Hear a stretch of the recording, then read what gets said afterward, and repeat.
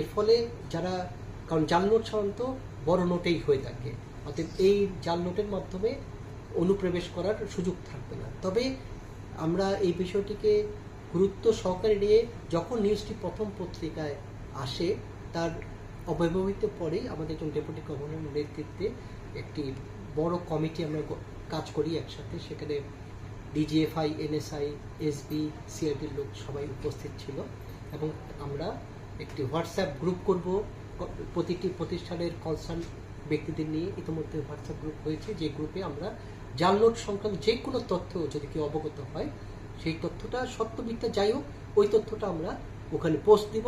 আইন শৃঙ্খলা বাহিনী ওটা পর্যবেক্ষণ করে তদন্ত করে তার ব্যাপারে সত্য কিনা এবং ওইটার ব্যাপারে কী ব্যবস্থা নেওয়া দরকার ব্যবস্থা নিবে।